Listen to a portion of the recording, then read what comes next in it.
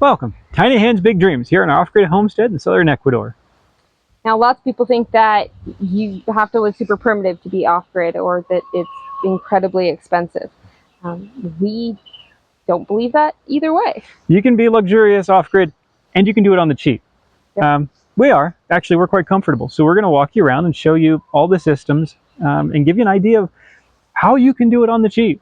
And still be super comfortable and have all of your little creature comforts. Yeah. All right, let's get to it. One of the things people say they can't live without is hot showers. Well, I couldn't live without a hot shower. Yeah, neither could we. Now, how do you accomplish that on the cheap? Well, actually, it's incredibly simple in its most basic terms.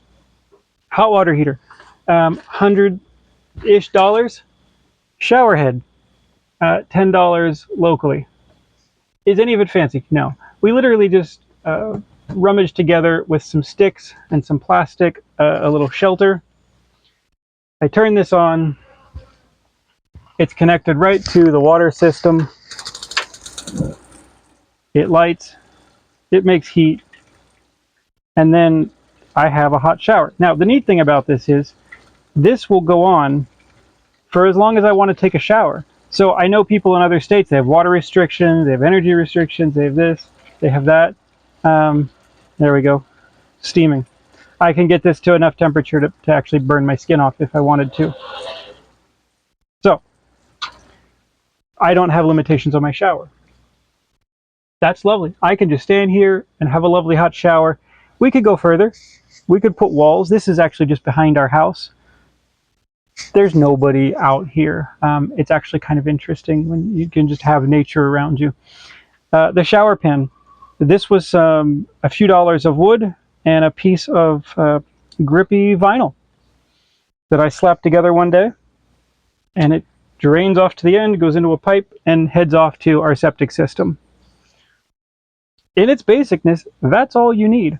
Luxurious hot showers. Yes, I could put walls things. In our next house, which is a natural house built of mud and sticks and things, it's not going to be like crazy modern fancy, but it's going to have a lovely full bathroom, hard walls things, the same shower. Be pretty good. So what else is important to you?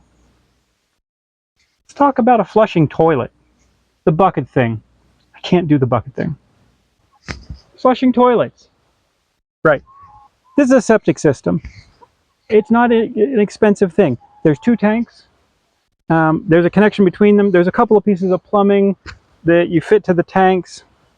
And then a pipe runs down here, and the pipe that runs off behind me to a drain field, which is just a piece of perforated pipe buried in the ground. Nothing makes it more than about 5 or 6 feet anywhere from the system, and it soaks into the earth. The vegetation's growing great. We don't have a smell issue. The whole system was probably less than $500.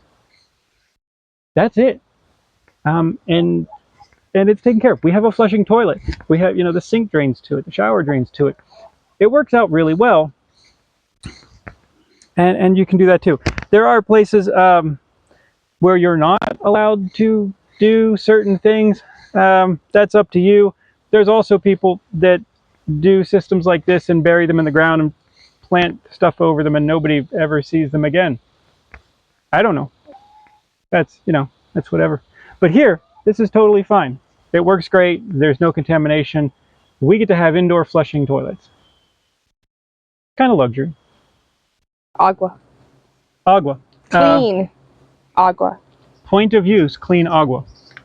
We've said it before, you'll die without water. Whatever property you get, you just have to have some source of water.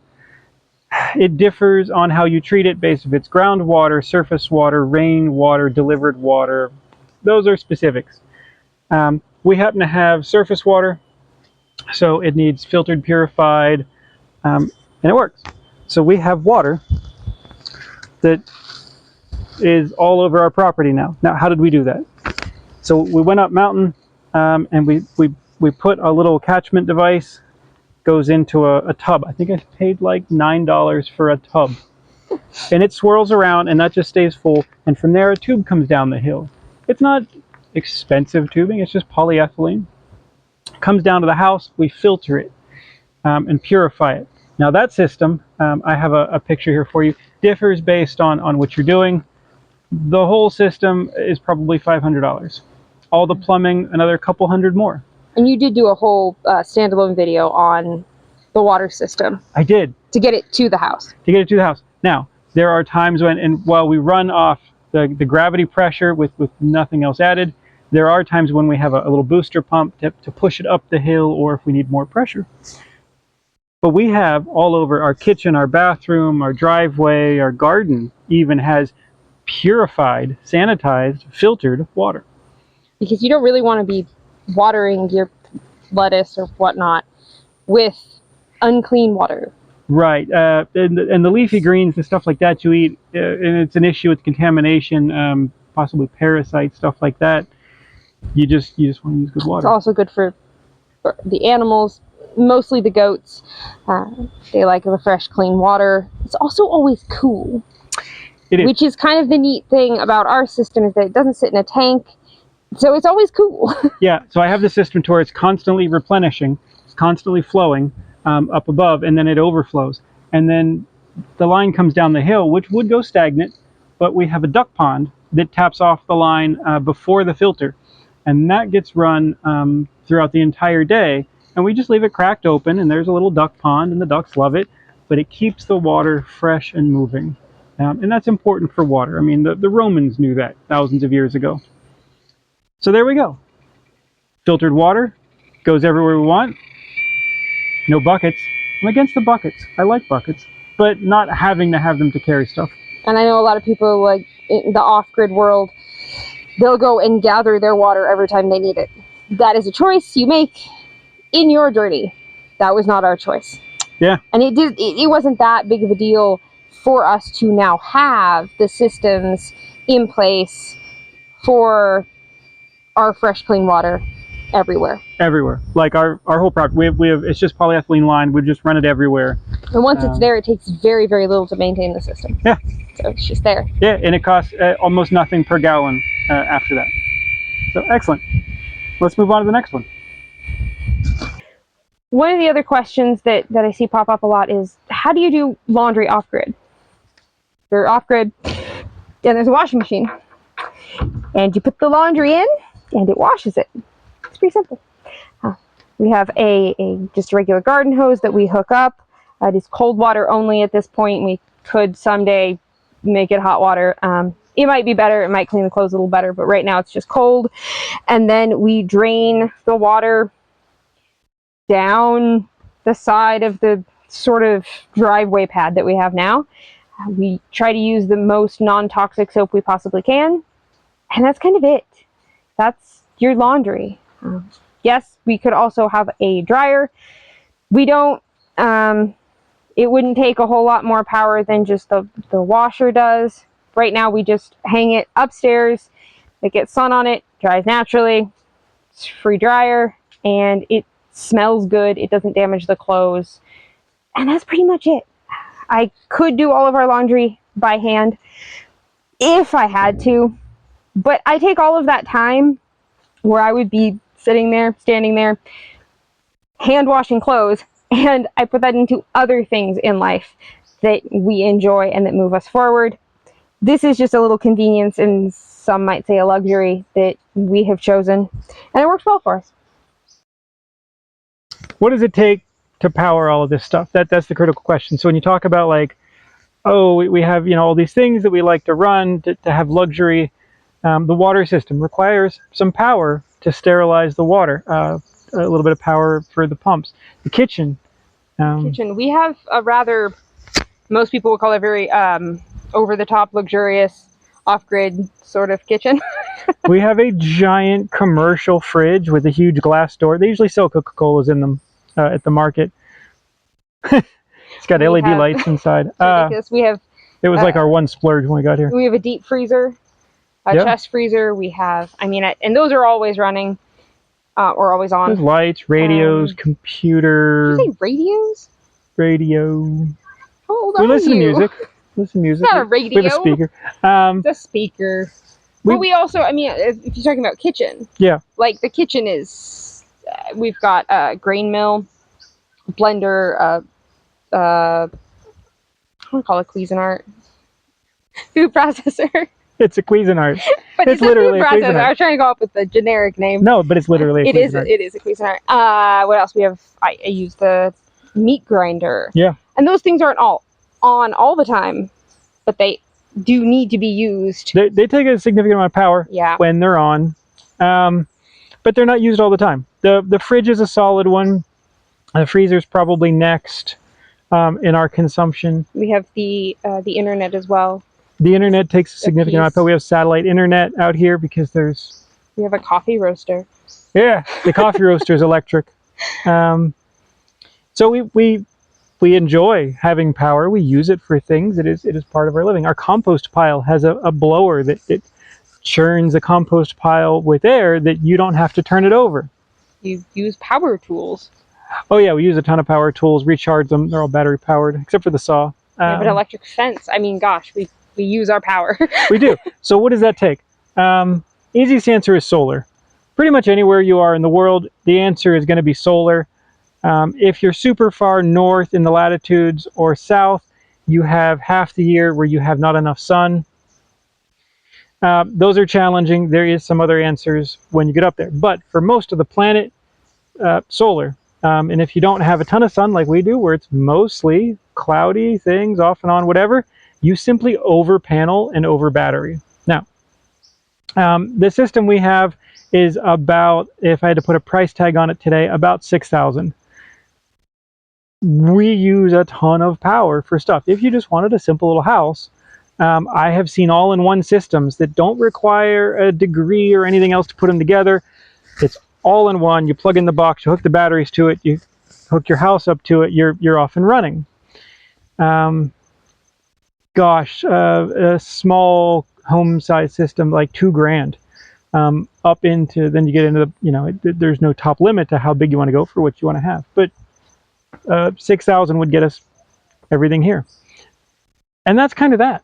And that's also an investment. That's not, you're not paying that every year. You're paying that. I mean, at some point, yes, there are some replacements, I'm sure. You should expect at least, the equipment has a life expectancy of 5 to 10 years, depending on the piece. The solar panels are 30 years. Most people change them out at 10 or 20. I bought our panels 10 years old. That's when they started life with us. They're still going. They still work. No problems.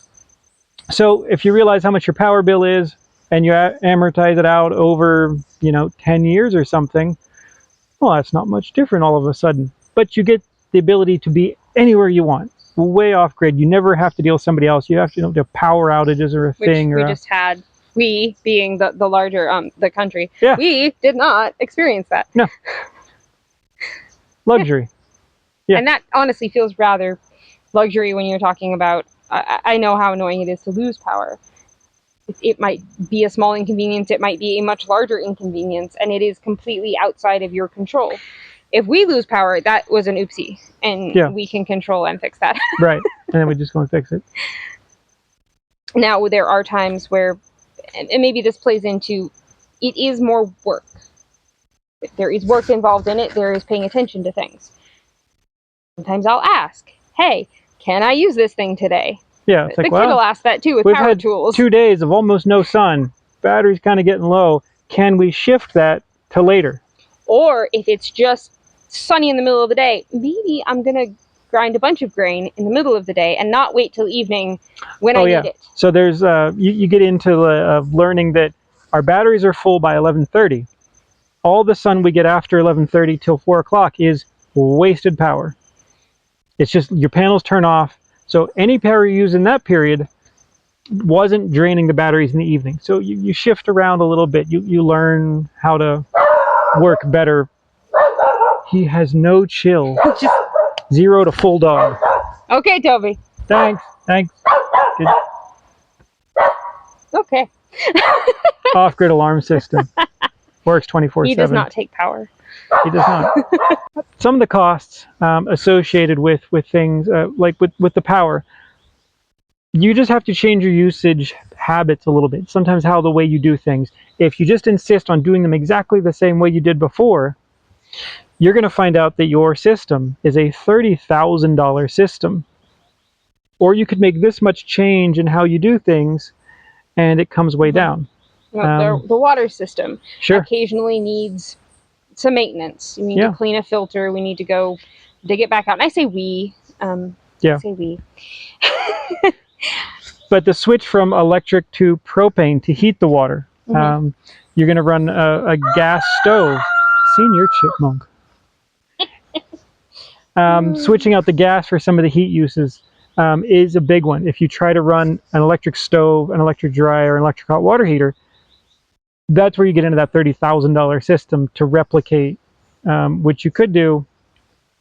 Gosh, for us, what is like $8 in gas a month. And that is in large part because in Ecuador, propane is widely used and relatively cheap. Yeah, it's subsidized actually. So that's the choice we've made because it is just a more logical choice for us. Even at U.S. prices, it is far better in that situation.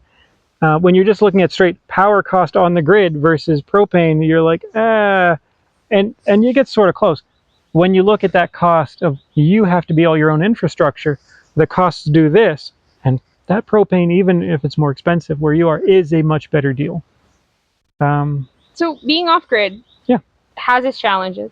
I think there are small challenges once you get your system set up. Yeah. For the most part, I think it is a mindset shift. It took me a little bit to be like, but I want to do this right now. Well, you could just plan ahead and do it a different time. A lot of times, it's not a big deal. You can just do things right now, and a lot of times we have that ability. Oh yeah, but there are occasional times where it's better to shift like, it. Could you do that when there's more sun? I'm like, yeah, I can do that. I do often turn off our water. Yeah. And I turn off the water because I turn off the UV filter, and you don't leave the water on if you turn off the UV filter because in the morning you're going to forget. It's a bad day. Yeah. So I'll turn those off, honestly, most nights, because you never know if the next day is going to be sun or not. Yeah. And I just turn it off, and that this gives us a little bit of a buffer in case the next day is just rainy and terrible. Yeah. It is a small thing that I do. It's not a big deal. Takes 2 seconds. And then it just helps out in case. So yeah, it takes a little bit of thought, a little bit of planning. But once the systems are set up, it's not hard. It's not expensive. And in some ways, it is more luxurious. Like I said about the shower, you can have an unlimited hot shower. You could sit in there for hours, and the cost is minimal. The cost of the water is zero, and the cost of the propane is actually not that much. And so, it is clean water. That's a big fly. It is clean water. It is. It is unchlorinated, chemical-free water, and not many people can say they have that. Most groundwater in the States is contaminated. Most municipal water is contaminated.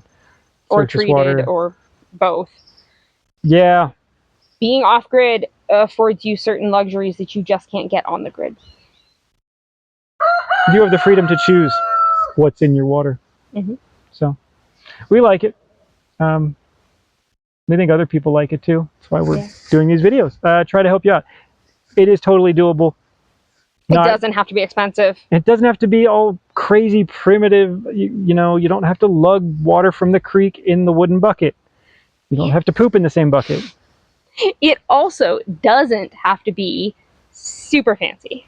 No. The washer, it's not super fancy.